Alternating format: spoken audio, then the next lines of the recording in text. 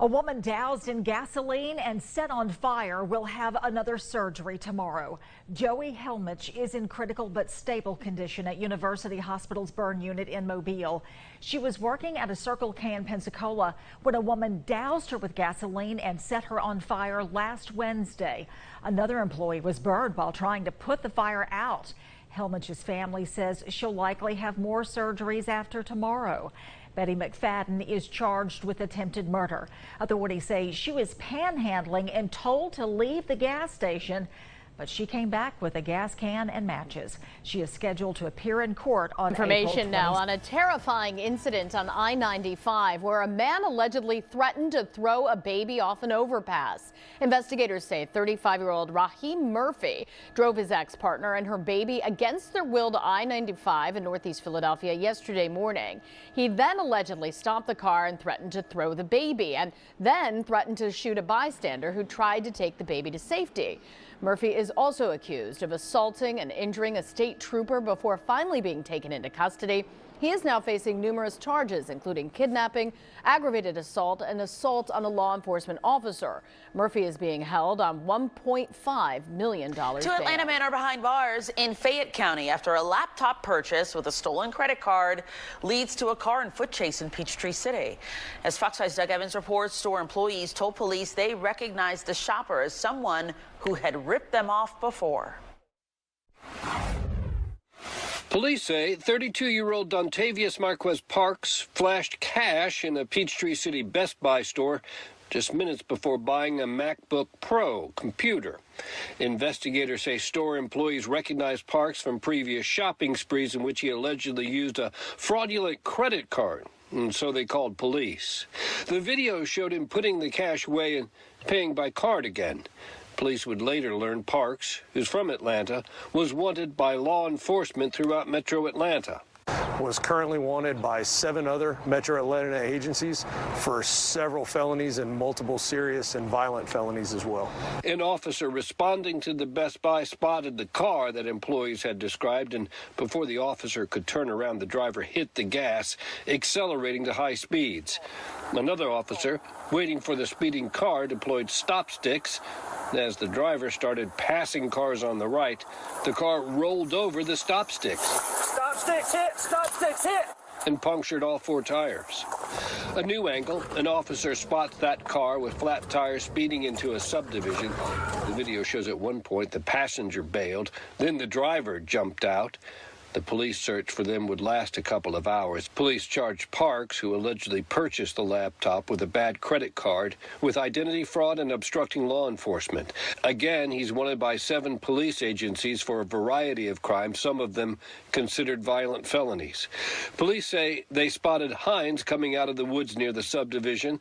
The 33-year-old driver was taken into custody and faces multiple charges for felony crimes, both at the Best Buy as well as the police chase. In Peachtree City, Doug Evans, Fox 5 News. Only hour cameras were rolling as a man and woman were put in handcuffs, accused of following a bank customer and robbing him. It's a crime known as jugging. Officers arrested Christopher Alexander and Jacqueline Hawkins in a nearby pawn shop. Channel 2's Keith Garvin live now in Rice Military, where all went down. Keith? That's right, Dominique. The pair arrested in this parking lot today are no strangers to crime, including the so-called act of jugging. The reason police want people to see their faces is because they believe they could be connected to even more crimes. Today was not a good day for Christopher Alexander and Jacqueline Hawkins. Officers with HPD and DPS arrested the pair in a pawn shop parking lot in Rice Military after police say the two followed a customer from a nearby bank and broke into his car to steal the cash he had just withdrawn. It's the type of robbery referred to as jugging. Although both were somewhat shy around our cameras, they eventually posed for mugshots at the Harris County Jail. The two have been down this road before. The male suspect is currently on bond for possession of a controlled substance and for felony evading. And the female admitted to our officers on the scene that she's been jugging for a while now, has committed several more jugging cases. In fact, police tell Channel 2 Alexander and Hawkins have very lengthy criminal records. Mr. Alexander was arrested on that drug case just this past Monday. He's been charged with 14 felonies since 2010. Ms. Hawkins is currently on parole after being sentenced to 15 years in prison on a different drug charge. She's been arrested nearly a dozen times for felonies since 2002. Most of our people that we're catching for jugging are repeat offenders. They are being arrested, they make bond, and they're committing more crimes while on bond. Police charge Alexander and Hawkins with felony theft and also burglary of a motor vehicle in relation to today's arrest. Officers also say that both were in possession of narcotics at the time of their arrests. Reporting live from Rice Military, Keith Garvin, KPRC, Channel 2 News. Story you'll only see on Local 10 News. Chaos in court when a man on trial suddenly drank a cup of bleach. But how did he get a hold of it? Local 10's Rosh Lowe is live in Miami with this exclusive. Rosh. So let's begin tonight with this question. How in the world can this happen? You have somebody who is in custody of Miami-Dade Corrections. You have them at their guilty verdict, and then somehow they are able to get some cup of a chemical, bleach most likely, and not only that, they begin to drink it. Watch what happened in a Miami-Dade County courtroom. Jermaine Bell, just found guilty of armed robbery, facing life behind bars, and he drinks something from this cup. Spit it up, man. He's been in custody for more than 3 years fighting the charges, and on verdict day sips what his family says was a bleach-type chemical from the cup. Hey, y'all call the rescue, call the rescue. Immediately, he becomes sick. I just told you he ate a nap. Y'all ain't gonna help him get it out. Jermaine, hold on, Jermaine. So sick, he's taken out of the courtroom on a stretcher and taken to the hospital. He would survive, but serious questions. How could this have happened? I see him drinking something that's not right, and that his attorneys are letting him drink it, the corrections are letting him drink it, and all of a sudden, I see him collapse. And I'm like, what just happened? Reverend Jerome Starling is a distant relative of Bell and says there needs to be accountability. This should not be happening to people that's in custody at all. Jerome's cousin took the video. She couldn't believe what was happening. How does an inmate get a chemical into a courtroom like this and then sit there and drink it? I was the only one jumped up and tried to get him help. His family wants answers. Very emotional for the whole family. We thought we was gonna lose Jermaine that day. There are so many questions about this case. At this point, they are unanswered, but it's important to stress this is not only about this one particular inmate, it's about all the other inmates and security protocols. I can tell you this evening that this entire matter is under investigation both by Miami-Dade Corrections and Miami-Dade Police. For now, we are live outside the Metro Justice Building. I'm Rosh Lowe, Local 10. 2 men are facing human trafficking charges in Kent County. Deputies say they were forcing homeless women to open bank accounts against their will while being held captive. News 8's Kyle Mitchell explains how police made the arrests. Kent County deputies say a homeless woman from Kalamazoo was forced to go into this Bank of America and try to open up an account. Deputies say when they arrived at the Bank of America on the corner of 68th Street and South Division Avenue in Byron Township, they found 2 men in a car along with the second woman just before 1 o'clock on Wednesday afternoon. Both women were homeless and being held against their will. Deputies say the men were also withholding the victim's identification. Darvion Smith and Devontre Bates are facing human trafficking and unlawful imprisonment charges. Kent County Undersheriff Chuck DeWitt says the courage of the victim to tell the bank employee what was happening was crucial. Fortunately, the bank staff listened and they responded appropriately, very well, and they assured to get the resources there to help them out. The sheriff's office says it appears the women had already been forced to open accounts at several West Michigan banks. It's still unclear what those accounts were used for. In Byron Township, Kyle Mitchell, News 8. The victim was actually in the hospital where she had just had a baby. And tonight, the victim talked to us and explained exactly how this happened. News 8's Eric Clack is live at University Hospital with more on that interview. Eric? And Cherie, the alleged victim, spoke with us tonight from her room here at University Hospital because she is so angry and upset over this alleged sexual assault, an incident that police say is still under investigation. I don't know what to think. I don't know what to do. That's the voice of a 19-year-old who sits in University Hospital recovering from the birth of a child and, she says, a sexual assault. The baby was born a couple days ago. The sexual assault, she says, happened last night inside a hospital elevator. He said he had a premature kid up here on the 3rd floor. He is 21-year-old Archie Sanders, not a new father, but now an accused rapist. The teenager says Sanders followed her onto the elevator in the main lobby and exposed himself. And I'm screaming, help me, help me, help me. I said like 5 or 6 times at least. And that's when I guess he got pissed off within that 20, 30 seconds, and I'm screaming, help me.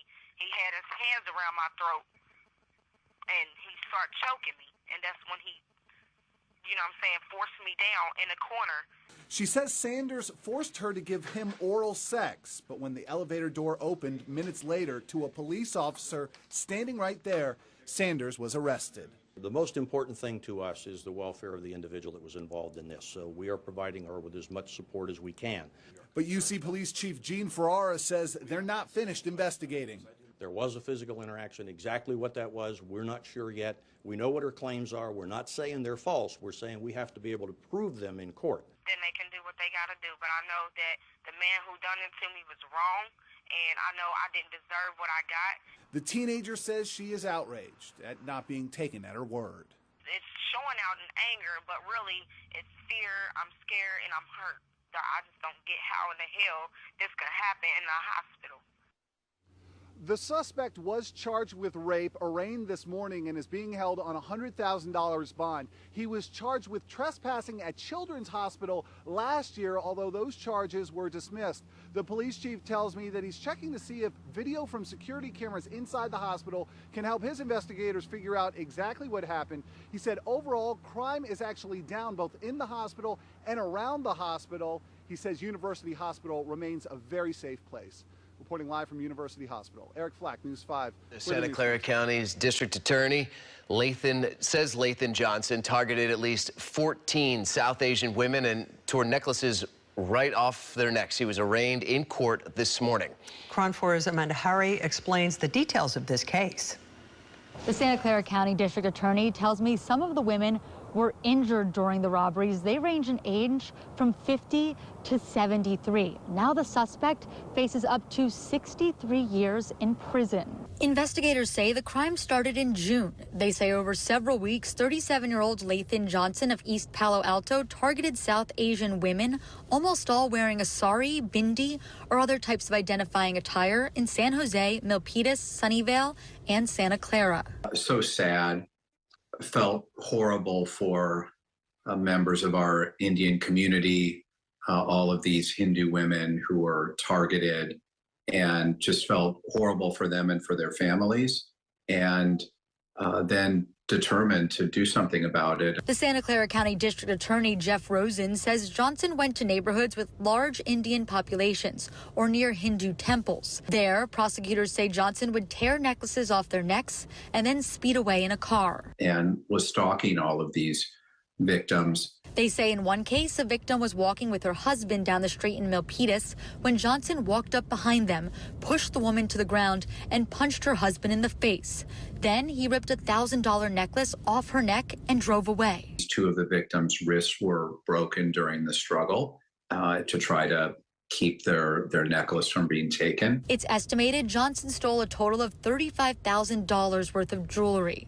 Rosen says it took months to put together because Johnson was going to different cities. But the first agency to tie Johnson to these crimes was the Milpitas Police Department when they connected him to the getaway car. The Santa Clara Police Department and U.S. Marshals apprehended him. DA Rosen feels it's clear this is a hate crime. There are people here from all over the world.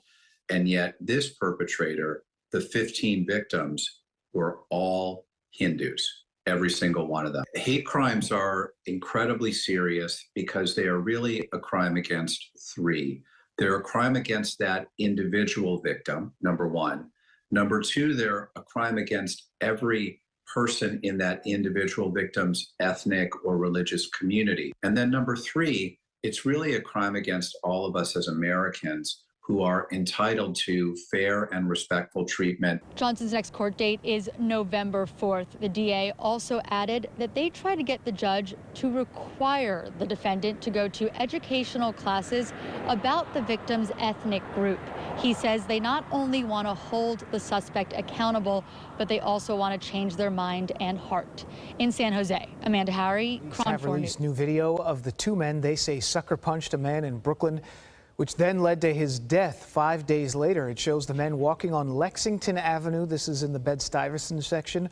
Back on May 25th, one of the suspects then suddenly sucker punches 61-year-old Victor Vega in the face, causing him to fall and hit his head on the street.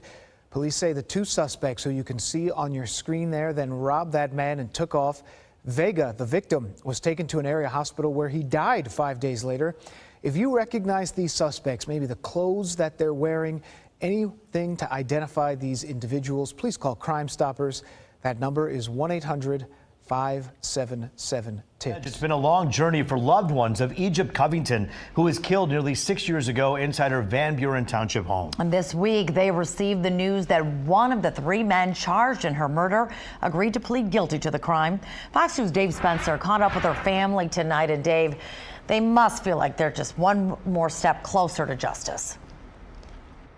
Yeah, Taryn, this is news this family has been waiting for a long, long time. 5 years. This case started back in 2017. Now they have a guilty plea in one case, but there's still work to do. There's still two other cases that's still on the docket in court, and they want to see those play out quickly as well. It was unexpected but welcome news on Monday, just 1 day before a murder trial in connection to the death of Egypt Covington back in June of 2017. One of the three suspects, Shane Evans, took a plea deal, guilty to second-degree murder instead of first-degree, and having the home invasion charge dismissed. In exchange, Evans can now be used to testify for the prosecution. This nails down the trials for the other two. He will testify against his cousin and his brother. The cousin and brother are Shandon Groom and Timothy Moore. They are both accused of shooting Egypt in the back of the head in 2017. Their trial is scheduled for later this year. We're looking forward to seeing these two other guys in jail as well, in prison, and it's going to happen sooner. According to prosecutors, Evans drove Groom and Moore to Covington's neighbor and said there were pot plants inside to steal. But allegedly, Moore and Groom went to the wrong house, Egypt's house, and ultimately killed her. After all these years, having a guilty plea shows Dwayne and Lindsay Turner that an end might be in sight. This is a huge part of starting that grieving process. We've been in fight mode for so long. Dwayne, Egypt's brother, says a lot of lessons have been learned during this process, and he and his wife are willing to pass those lessons along to anyone starting on a quest for justice. There's no guide for this. There's no time frame. We could tell them that the court system is going to take time, that you have to be patient. Do not stop. When someone tells you no, find someone else. Now with this plea deal, Evans is looking at spending 15 to 25 years in prison. His sentencing is set for May 4th. I also had a chance to reach out to Egypt's father this evening, Chuck Covington, and I was sent a statement on his behalf. It reads, "This is a very, very difficult time for our family and all the people who knew and loved Egypt. We are heartened by the work of the Wayne County prosecutors this week and the direction the proceedings appear to be heading. We feel confident that moving forward, things will continue to move expediently towards a proper verdict," end quote. Now, we do know that the other two suspects in this case will be back in court on Friday. Reporting live in Oak Park, Dave Spencer on The Edge. Well, Dave, certainly the plea got Shane Evans a better deal, but do we have any idea what eventually convinced him to change his mind and to turn on the others? Yeah, I asked the Turners that very same question. They didn't say anything specific. They did say they wanted to credit the hard work by Michigan State Police, who took over this case years after it happened. They credit the detectives for working this very hard, but we might never know the answer as to what made him change his mind at that particular time. 4 synagogues in the Bronx were vandalized this weekend, and the acts of hate were all caught on camera. CBS 2's Lisa Rosner with more on that from Riverdale. The mayor says the NYPD has a solid lead, and there are extra police outside these houses of worship, especially this one, the Chabad, that was targeted not once but twice. Surveillance video from Saturday night shows the suspect hurl rocks several times at the windows of Young Israel of Riverdale, then even kicking in one window to make sure it shatters to pieces. It's the same way police say he targeted 3 other synagogues the same night, including the conservative synagogue Adath Israel and the Chabad of Riverdale, where he also allegedly vandalized vehicles. He goes to the corner, grabs this big metal garbage can, and there's a car parked in front of Chabad's, and he throws it into the back window. A mother has a handicapped license for a handicapped child. Police say this was the second time the suspect targeted Chabad and the nearby Riverdale Jewish Center. Thursday overnight into Friday, he also allegedly threw rocks at those buildings. One of the times he visited the Riverdale Jewish Center, congregants were closing up and saw him. He sees them, he throws a rock on the door, he throws a rock on them and starts running. No one was hurt, but the community is shaken. Today it's the synagogue, tomorrow it could be houses, it could be individuals. It's very scary, it's a very scary time. Bronx Assemblywoman Natalia Fernandez says constituents are asking why this happened, if it will continue, and these are things that we don't necessarily know, but we are vigilant. Back in 2009, the Riverdale Jewish Center was one of 2 Jewish institutions 4 men had plotted to bomb, and the FBI arrested them. This time, around 50 congregants from all the targeted synagogues had already been trained by the nonprofit Community Security Service on how to report hate crimes and quickly share evidence with police. I think this is just yet another example that anti-Semitism is not dead. Upset, angry, frustrated, and just feel bad that there are people that they feel that they have to express their hatred to people for no reason. You know, we're a loving people. And now so many have asked how they can help. The Chabad rabbi says it will cost several $1,000s to repair the windows. Meantime, the NYPD says the investigation is ongoing. In the Riverdale section of the Bronx, Lisa Rosner, CBS 2 News. Details on the Providence teacher charged with molesting students. I'm Mike Montecalvo. And I'm Shannon Heggie. According to a police affidavit, 2 middle school students came forward saying Essex Hopkins middle school teacher Joseph Tenno touched them inappropriately. 12 News reporter Amanda Pitts is live now with new reaction tonight. Amanda? Well, Mike, Shannon, we've just learned that Joseph Tenno only started teaching at that middle school in September. Now he's on administrative leave after 2 students reported being molested by him. This is the man Providence police say molested 2 middle schoolers while working as a teacher in their school. Now Joseph Tenno is facing 2 second-degree child molestation charges. According to court records, the first student, a 6th grade girl, came forward in December, reporting that Tenno inappropriately touched her, stroked her hair, and pushed his body up against hers. When asking friends why he'd do that, the girl said they responded with, quote, "He's done that to a lot of girls." The 51-year-old was placed on leave following those allegations, but nearly a month later, another student came forward. This time, an 8th grade girl reported that back in November, Tenno tried to hug her and touch her inappropriately during a sporting event, and in a classroom pushed up against her and suggested he was sexually aroused. President of the Providence School Board, Erlen Rogel, responded to the allegations, calling them disgusting and deranged, saying, quote, "Families place the utmost trust in the adults charged with the well-being of their children while out of sight. A breach of that trust is not only a violation against these families, but also of our entire community. Justice needs to be swift." According to the Rhode Island Department of Education website, Tenno only started working at the school in September teaching math. He got an emergency certification for this school year, something RIDE has been issuing in light of the teacher shortage. A spokesperson for Providence Public Schools said in a statement, quote, "We take these allegations and the safety of our students extremely serious and took swift action to ensure the person in question had no further contact with students." Now, we did try to reach Tenno for comment, but a phone number listed for him in court documents was out of service, and an address listed for him in court documents ended up just being a warehouse in Warwick. I'm Amanda Pitts, 12 News. Our other top story, a mother caught on camera pulling her SUV in front of her daughter's school bus to stop it is apologizing, but she's also calling out the driver. She told Nightside's Bo Zimmer she thinks that driver intentionally left her daughter waiting at the school bus stop. Every day. A mother caught on camera going off on her daughter's bus driver. Don't know this man do this every day. A witness caught the tail end of the incident on camera, but it's what happened before the video started.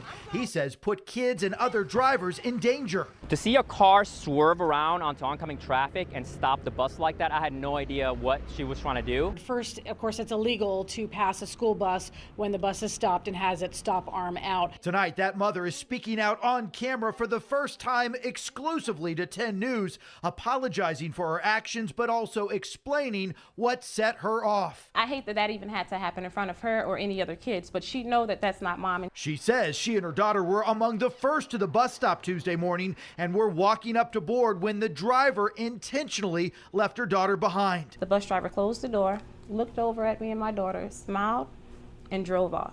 There's no doubt in your mind that he saw you? He saw us. He looked at us. Even I stood there and I'm like, what are you doing? And he's like too late, sucker. The mother believes the driver was upset over a complaint she filed 2 months ago where she claims her first grade daughter was let off at the wrong stop. We're asking the bus driver, where's my daughter? He's like, I don't know. She must have got off. I don't know. She's not on the bus. And it's like, what do you mean you don't know? The school district says no matter who's in the wrong, parents should never interfere with a school bus. And the district says they're still reviewing the video of that incident to figure out what exactly happened. But remind parents passing a school bus stopped is illegal. The mother will likely receive a warning letter telling her to stay away from Hillsborough County school buses in the future. They would literally strip the shelves of everything within a matter of seconds. A major organized retail theft crew busted by Bellevue police, accused of stealing more than $500,000 worth of luxury apparel and activewear from Lululemon and other retailers all over Western Washington and Northwest Oregon. At least 42 stores targeted. Good evening and welcome to the Spotlight. I'm David Rose. And tonight, a major win for retailers, law enforcement, and shoppers fed up with the prolific thieves caught on camera stripping the shelves. They stroll in like regular shoppers, then scramble out lugging bags filled and arms full of stolen goods. These ladies would come in, they would immediately select a number of items, high-value clothing from different retailers, Lululemon, Nordstrom, Macy's, and then they would immediately exit and leave. In court documents, Bellevue Detective Jeff Christensen detailed their crime spree, hitting Lululemon stores from Bellingham to Bellevue and from Tukwila to Tacoma, as well as stores throughout the greater Portland area, stealing hundreds of thousands of dollars worth of activewear. We're talking about over $500,000 worth of merchandise. And what that really translates to is increased costs for consumers. Bellevue police say thieves often sell the merchandise for 30 cents on the dollar. Oftentimes, the suspects would wear burqas or other baggy clothing that they were able to either hide the items in, bring reusable bags, even garbage bags that they would fill completely full with these items. Sometimes doing it with regular shoppers just feet away. With every theft, loss prevention officers at Lululemon documented the video, working closely with Bellevue police to identify 3 suspects. 2 of them were arrested last year in Glendale, California. 18-year-old Reality Levins from Renton and 24-year-old Janice Downs, who along with 26-year-old Memory Yearby are accused of stealing $30,000 worth of high-end bags. On Tuesday, Bellevue police arrested Downs and her mother at their home on 223rd Place in Kent. Detectives say they located clothing worn during the thefts, 1 of the cars used, and 3 assault-style rifles. What is interesting to note is that the suspects are actually convicted felons, so they're prohibited from possessing firearms. When Janice, who also calls herself Punchy, made her first appearance in court, the prosecutor detailed multiple counts of organized retail theft. The first one will be August 8, 2023, at the Bellevue location for Lululemon, in the amount of $4,348. The state asking for $750,000 bail, arguing that she has multiple prior convictions and is a flight risk, pointing out she had a plane ticket to Arizona for the same day as her arrest. This is repeated behavior. This is happening again and again. There's no reason to believe that if released, that behavior will change and she will suddenly stop committing those crimes. Downs' defense attorney arguing that Janice has strong ties to the community. She's here with a lot of support, so I don't think that she's going to flee, and we would ask that a more reasonable bail on these allegations be ordered. We're asking bail in $10,000. Judge Rhonda Lawman setting her bail at $250,000, an amount challenged in a surprise appearance. I just want to remind you of the Affordable Bail Act because she clearly doesn't have a job or anything else of that matter. That's Janice's mom, Janice Wiley, her co-defendant, who wasn't booked after her arrest on Tuesday because of health issues. She wanted her daughter freed as well. I understand, the seriousness of the crime, but I mean, for property crimes, $250,000, she has a child that she's the sole provider of. Judge Lawman didn't budge. The high bail and an in-depth police investigation that clearly puts thieves on notice. This sends a message that if you come to Bellevue to steal things, we're going to track you down no matter where you live and hold you accountable. If Janice Downs does make that $250,000 bail, detectives say she's also facing charges in Snohomish County, Pierce County, Whatcom County, and Oregon. And the feds are also looking very closely at this theft ring and may file federal charges. Get the job. Stop! Also caught on camera, police in Colma now releasing new details about a man seen on video trying to stop a shoplifter. This was posted on Twitter on March 16th. Police say the person confronting the suspect was not a store employee, but a shopper who was frustrated with crime. Authorities arrested the 28-year-old suspected shoplifter who had been identified as Samuel Balcorta. He now faces several charges, including grand theft and committing a felony while out on bail. A loss of independence and also a loss of mobility, and both of those were already hard to come by with that truck. And Arlington police say this isn't the only stolen car they're dealing with. It's unbelievable that this just happened.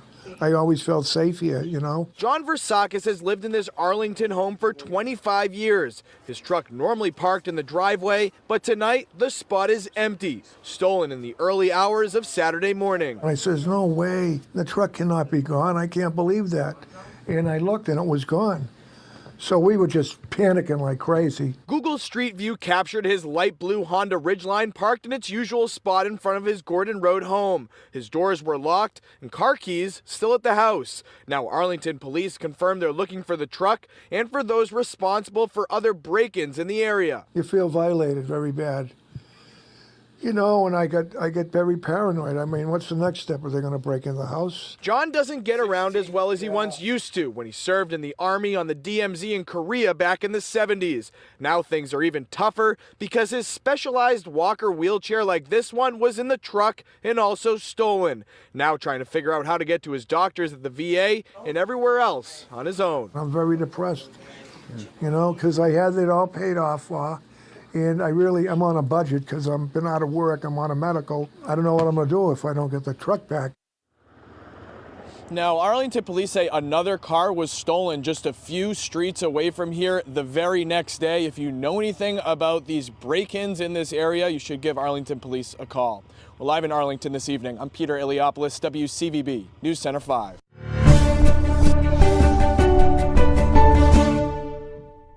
Now at noon with video of that deadly confrontation over alleged stolen food inside a fish market in Harlem. And during that brawl last month, one man was fatally stabbed and his brother was wounded. The fish store worker was initially charged with murder. But that charge was later dropped. Eyewitness News reporter Johnny Fernandez is live in Harlem with more. Johnny. Well, David and Lauren, the newly obtained surveillance video shows the tense moments that led up to this brawl and eventually this deadly stabbing here at this fish market in Harlem. Now, workers of this store, they say that this whole thing started over stolen shrimp. This deadly confrontation happened back in February, and police say that 25-year-old Malik Burrell and his brother Robert tried to steal from the Express Fish Market.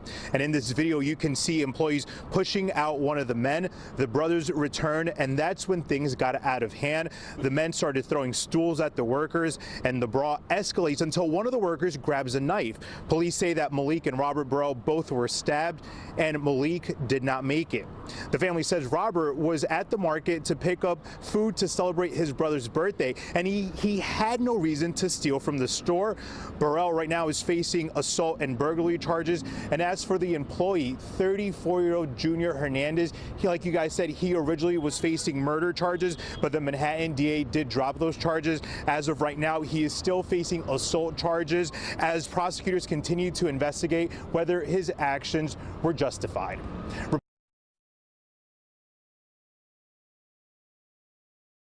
Man is accused of being a naughty delivery driver. Police say he hid packages he was supposed to drop off and then doubled back hours later to steal them. Local 10's Christina Vasquez is live now in Miami with how he got caught. Christina. That UPS seasonal employee, well, UPS tells us now he is a former employee after police say he was caught on tape stealing packages.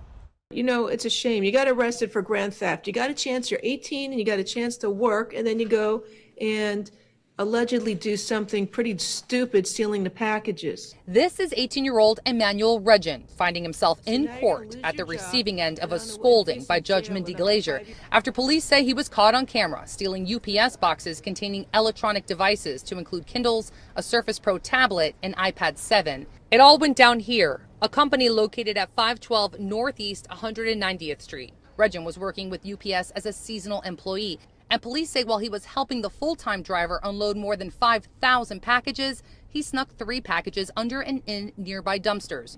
Police say surveillance video caught him returning hours later to sneak the stolen goods into a car. The very next day, at the very same place, police say he does it again. This time, a manager had already reviewed the surveillance video and saw what went down the day before. And a police detective is waiting for him when he returns to pick up 3 more squirreled away packages. He's arrested on a grand theft charge and then today in Judge Glazer's courtroom. So now you're going to lose your job, and I don't know, and facing jail and up to 5 years in prison if you're found guilty. His shoulders begin to sink. His head lowers as she expresses her disappointment. I don't know if that's the path in life you want to take, but I would think not. I would think you'd want to stay out of trouble, get a good job, and have a nice life. UPS tells us they are working with investigators on this one, and we are joining you live from corrections because we are waiting for him to be released. We wanted to catch up with him to see if he had some time to reflect on what the judge had to say this morning. For now, reporting live for you, I'm Christina Vasquez, Local 10 News. 4 people have been arrested in a disturbing case out of Miami-Dade County. They're accused of taking part in the gang rape of a woman while her young son was right there. Local 10's Michael Seiden is live with more. And these allegations so horrific and heartbreaking. In fact, an investigator told me that this mother, get this, she's so desperate to feed her 4-year-old son that she brought him along for this drug deal. And we were told that this drug deal turned bad when this mother was sexually assaulted. Very serious charges. They're accused of the unthinkable. 2 counts of kidnapping with a firearm or aggravated battery. 3 young men in their early 20s. 1 count of burglary with an assault or battery. Sir, you're ordered to stay away from the alleged victim, MV, no contact with her. And this woman charged with setting up the drug deal that police say turned into a violent sexual assault. Strong arm robbery, burglary with an assault or battery. Tonight, all 4 are behind bars, denied bond. Police say a 30-year-old mother and her 4-year-old son met the group at this McDonald's on Northwest 62nd Street, agreeing to pick up drugs in exchange for a meal. But when the drugs didn't arrive, the mother and her young child were kidnapped and taken to this apartment complex on Northwest 6th Avenue. That's where they were forced into a 2nd-floor apartment, where police say the mother was pistol whipped and raped by this foursome. They also threatened to kill her and her son before dropping them off on Key Biscayne. And back out here live again, all 4 of those attackers remain behind bars, bond denied. Now, as far as that 4-year-old boy, we do know he is in state custody, but it is unclear right now if he will be returned to his mother. We'll continue to follow this story and let you know as soon as there are new developments. For now, we are live in West Miami-Dade. I'm Michael Seiden, Local 10. Good evening, I'm Chris Lovingood in for Julian Grace. Police said 3 women were in some kind of fight and one of them died. This happened just before midnight in Raleigh. WREL's Leslie Moreno has been trying to piece together what happened. And Leslie, I know you've been in that neighborhood where this happened. What are neighbors telling you? Well, Chris, we know that woman is being held here behind me at the Wake County Detention Center. Police have identified her as 43-year-old Kenetra Smith. It happened on the 3000 block of Ashburg. Officials tell us it was an altercation that happened at around 11:30 last night between Smith and two other women. We were in that neighborhood earlier talking to neighbors, but they were not able to give us any information. We did find out through officials that 26-year-old Karen Martinez was found with non-life-threatening injuries and was taken to the hospital. 29-year-old Brianna Allen had already been transported to the hospital in a private vehicle where she later died. We're told Smith is being charged with murder and assault with a dangerous weapon and intent to kill, inflicting serious injuries. We have been reaching out to police all throughout the day, asking them how this altercation came about and what exactly led to that incident. They have not been able to give us any clear answers, but we will update you as soon as we have anything. Chris? You definitely want to know what led up to this. Leslie Moreno reporting live in Raleigh. Thank you, Leslie. What's becoming the latest pandemic in New York City, and no vaccine is going to cure the growing crime of young thugs beating and robbing unsuspecting New Yorkers on the street. Now, this attack happened in the middle of the night in the Bronx last week. The gang of four sees the victim and then chases him like prey. The man beaten so badly he has not been able to return to work. Tonight, his son speaking to Eyewitness News reporter Marcus Solis. Marcus is live at the scene in the Melrose section. Marcus. And Bill and Sandra, it was a particularly brutal attack. The victim lost a couple of teeth, is walking around with a cane because of an injury to his leg. And this incident really saw the group attack the gentleman not once, but twice. Part one of the assault lasts 30 seconds. A 67-year-old man thrown to the ground and robbed by four youths, two who rough up the victim while stealing his backpack, the other two mainly standing guard until they all run off. The incident happened last Monday on East 151st Street. The victim was coming home from work at 2 a.m. and had been dropped off by a friend a block away. His son spoke with Eyewitness News but didn't want to appear on camera. He turns back, you can see a couple kids, I think, and he ran a little bit and they caught up, and that's when they got him. The first time, because there is a part two. When the injured man tries to stand up, the gang attacks again, kicking the victim, rifling through his pockets until they finally find his cell phone. Today, residents near where the incident took place shocked to see the video released by police, which also explains the strange discovery they made the next morning. We come to the car and we see blood all on the fender and the door, and we were just surprised at seeing what happened. Police described the males as being in their teens to early 20s. The victim, who works at a Midtown pizzeria, lost a couple of teeth in the attack, needed stitches in his mouth, and suffered an injured leg. He hasn't been able to return to work. Messed him up bad just for like $300 on a cell phone. That's pretty messed up. I mean, come on. That's somebody, it could be somebody else's dad. It's crazy because, you know, now this is happening on our block, so we don't feel safe. You know, we don't know what's going on, and yeah, it's scary. And police releasing that video in hopes the public can help identify those individuals involved. Anyone with information is urged to State call. Police and U.S. Marshals arrest a man wanted for an armed carjacking in Baltimore City earlier this month. 24-year-old Teverick Jamal Robinson was wanted by Baltimore police for an armed carjacking. It took place August 1st. Now, according to the charging document, the victim responded to a Facebook hack group request looking for a ride. When the driver arrived in the 1200 block of West Cross Street, Robinson got in, asked the driver to make a stop a block away on Ward Street. And that is when Robinson allegedly used a handgun to carjack him. He was taken into custody on Friday and is now being held at Central It starts with officers approaching cars in the Supreme Sweepstakes parking lot before they approach a man appearing to have been a passenger in Darrell Williams' car. What's going on? Within moments, police approach 32-year-old Darrell Williams near his vehicle. Keep both of your hands on the car. If you can't listen to my instructions, I'm going to put you in handcuffs. Officers start checking Williams' pockets when they find a dollar bill with a white powdery substance. Within moments, Williams bolts from officers. Eventually, officers catch up with him. You're on the ground. Stop, you're gonna get tased. A long, intense struggle with officers ensues, and the first taser is deployed. You can hear that first taser go off and see it in the officer's hands. Hands behind your back now. With Williams on the ground, officers then surround him. Yo, come get him. Put your hands behind your back. Put your hand behind your back. You can hear during that long struggle, Williams cry out that he has a heart condition. Put your hands behind your back. Put your hands behind your back now. 3, 2, 1. Hands behind your back now. Release your hands. As Williams is on the ground for close to 5 minutes surrounded by officers. Hey, Bo. Hey, Bo, wake up. You can see at least one taser probe in his bare back. After being shocked 3 times, Williams is motionless. I don't think I feel a pulse. I can't get one. Let's get CPR.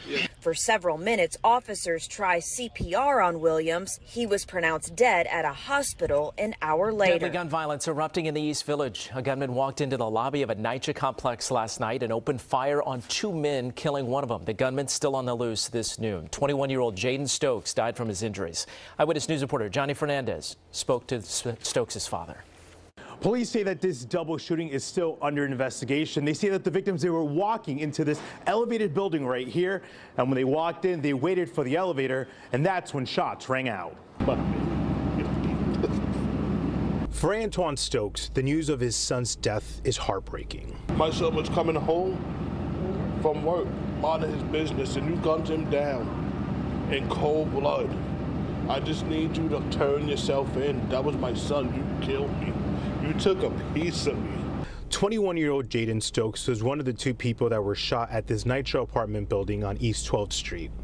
Surveillance video posted to social media shows the gunman running into the lobby, looking around, and seconds later, shooting Stokes and the 24-year-old victim. I just whoever did this to my son, I just need you to please come forward and just turn yourself in. Police say Stokes was shot in the torso. The other victim was shot in the leg. Both men were taken to the hospital, where Stokes passed away. I'm numb. I'm cold. I'm numb. I'm numb. They took a piece of me that I'm never, ever in life going to get back. Ever. Jaden's family now trying to process the unthinkable and just want answers to the motive behind the shooting. He gave me life. Like, that was my dude. I got to bury my son. My son's supposed to bury me. Police say that the gunman was last seen wearing a dark hoodie and a black mask. If you have any information about the gunman or about this shooting, back to the Eyewitness News exclusive. A subway rider stabbed in the back at a station in the Bronx, and police just releasing this surveillance video of the man they are now looking for in connection to the attack. The victim, by the way, still in the hospital, speaking only with Eyewitness News about what he endured. And I just couldn't believe I was bleeding so much. Like this boy was like demented or something. Tonight from his hospital bed, Leo described the moments a stranger plunged something sharp into his back, barely missing his lung. They said he's bleeding, so I felt it, massive blood coming out my back. He says he was waiting for the D train at the 161st Street Yankee Stadium station in the Bronx when a stranger invaded his personal space around 1:30 this afternoon. I had to let him know, like, excuse me, little, young man, get out my personal space. I'm not the one to be bothered today. I had a long day. It's hot. I looked back once. He didn't move. I looked back again. He's still not moving. Leo believes he was attacked because he's a gay man, and the attacker wrongly thought Leo took his picture. I mean, I guess, whatever. He could tell I was gay. I don't give a damn. But at the end of the day, this became a hate crime. Tonight, police are looking for this man, spotted in the subway system after the attack, described as 17 to 21 years old. Leo is spending the night in the hospital as doctors evaluate if he will need surgery. Yes, I will take the subway, and no, I'm not worried about him. Well, police are still investigating tonight, and police are still looking for the man spotted in the subway system. If you see him, you are urged to call.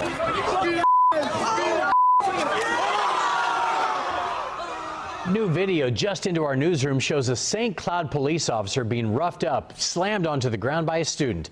Now that student is under arrest. Yeah, we're being told that student had nothing to do with the fight that the officer is actually trying to break up. Fox 35 anchor Ray Vieta joins us in studio. And Ray, the police chief is sounding off on this tonight. The chief says this video is spreading on social media. He calls it an extremely disturbing altercation. Here's how the whole thing unfolded. The officer you see there says he was separating a fight between two students at St. Cloud High School. That's when police say a third student went up to the officer, grabbed him by the neck, pulled him away from the fight, picked him up and slammed him to the ground. The chief praised a few other students and a school administrator who he says stepped in to help the SRO. Other officers arrived shortly after. In a statement tonight, the chief calls what happened, quote, despicable and should never have happened. We will never tolerate behavior that targets our officers and will hold those accountable at the highest levels. We put in a request for the body camera video to see more of the incident. Police say they're still going through that footage, but will release it to us next week. Deborah, John. Now at 6, a bizarre series of events leading to a South Florida man's arrest. Police say it started with shots being fired and ended with a gun thrown onto a roof. Police say the chaotic chain of events included a brief car chase through Miami. At one point, the suspect slammed his car through a fence. Good evening, everyone. I'm Elliot Rodriguez. And I'm Lauren Pastrana. All new at 6 tonight. We're getting brand new video of the crash. CBS 4's Peter Dench has been on the scene for us since moment after this happened, digging for details. He joins us live right now from Miami with an update from investigators. Peter. Well, Elliot and Lauren, Miami police tell us it is remarkable that no one was injured. They say it all started when the suspect fired shots in Overtown. It took off and it ended right here at Northwest 5th Avenue at 33rd Street. Look closely as a neighbor's ring cam captures the images as the suspect's car crashes through a fence. Within moments, you hear the sounds of sirens as Miami police arrive on the scene. Now they say they have a lot of questions for this man. We were there as he was taken into custody. Obviously, we're going to consider this subject quite brazen. We're going to consider him armed and dangerous, and we don't want him to strike again. Detectives say it was just before 1 in the afternoon when shots were fired at Northwest 11th Street and First Court in Overtown. Police checked the area and hospitals and found that no one had been wounded or hurt. They put out a bolo and spotted this man's black Nissan SUV. They say he took off for a few blocks and crashed through this fence by a home at Northwest 5th Avenue and 33rd Street. After he was taken into custody, Miami Fire Rescue was called in and used a ladder to go up onto the roof of the home to retrieve a gun. Police say their suspect had thrown it there. So it's very concerning. It's actually broad daylight. You know, we have a lot of residents that are commuting to and from work or even school within the area. Which is why police say they are grateful this man has been arrested. These are the type of individuals that we want to ensure that we capture, and we want to ensure that we charge them accordingly, because it's unacceptable and it's definitely not safe to have these sorts of individuals in our community doing these types of things, because someone could have seriously gotten hurt. Miami police are trying to determine how many shots were fired in Overtown. They say it's not clear why the suspect did that. Charges in this case are pending. We are live in Miami. Peter Dench, CBS 4 News. County teacher now under arrest tonight, accused of sexually abusing a student. Lonnie Elias Jr. now on leave. He was a performing arts chairman at Largo High School in Upper Marlboro. Fox 5's Josh Rosenthal live at the school with more details on this. Josh? Yeah, Jacqueline Jim talked to a lot of Largo High School parents here tonight, and many of them sounded like this. It's just surprise, it's shock. You would just think that with policies in place that this wouldn't have happened. According to police, a woman told them on September 30th that she had been sexually assaulted by Elias from 2015 to 2017 when she was a student at Largo High. Elias, the school's band director, was her teacher. Investigators say they interviewed Elias on October 2nd, notified the district on October 3rd, and that's when Elias was placed on leave. He wasn't arrested until today in Upper Marlboro after a grand jury issued a warrant for sex abuse of a minor and other related charges. In a letter sent to parents, the district said Elias had worked at Largo since 2007. They also called this disheartening news and said any behavior that brings harm to a student will not be tolerated in any way. Tonight, we're also hearing from the state's attorney about the case. Any allegation that a school official has abused a student, it's heartbreaking, it's disturbing, and it's outrageous. If there are any additional victims out there, whether it was at Largo High School or another school in this community, please come forward. We will start by believing you. Tonight, we also made several attempts to reach out to Elias, but didn't immediately hear back. Guys. You don't move! You don't move! When John Paul LaPierre saw a man robbing CTA riders on their way to the Chicago Marathon, I'm not letting you go! he didn't sit idly by. Get down! Get down on the ground! Look close. That's a gun LaPierre took away from the robber in red. This all started as the train was stopped at Cumberland and riders were rushing for the doors. He said, this doesn't seem the right way. He says, no, there's a guy on the train with a gun walking around right now robbing people. So that kind of made me mad. He went back on the train and confronted the man entirely on his own. The confrontation caused concern among some passengers. Please don't make this any worse. Okay, you give me a police officer right now. LaPierre asked for help handling the gun. Put the safety on that gun. Honey, I have no idea how to do that. Somebody put the safety on that gun. I'm a boxer. I'll break your head in one punch. Just a few hours later, and after finishing the marathon himself, LaPierre told our Shannon Halligan the alleged robber had friends on the train. They started threatening me, but I just stood stern-faced, and the guy kept saying to me, it's just the gun, let me go, and I kept telling him, you're not going anywhere. No, I don't give a A marathon runner who was threatened moments earlier and provided this video to WGN says she's thankful LaPierre was there. He didn't hesitate to step in at all. It was incredible to see because everyone else just sat there frozen. The 54-year-old runs a storage facility in the Boston area. He says he's used to tough guys. Golden Gloves boxing in his youth. Black belt in karate. I have no problem breaking your neck. Armed him. No problem breaking your neck. For this encounter. You know, incidents happen all over, you know. Despite the standoff on the CTA, LaPierre says he loves Chicago. It's one of the best cities I've ever visited. 30-year-old Tremaine Anderson now charged with one felony count of robbery with a firearm. He has a long history of prior arrests, including attempted robbery, disorderly conduct, and public indecency. This afternoon, a judge ordered him held without bond. As for that Good Samaritan, he says this was his 12th time running the Chicago Marathon. And despite wrestling with a robber on his way to the starting line, he says he's looking forward to running again.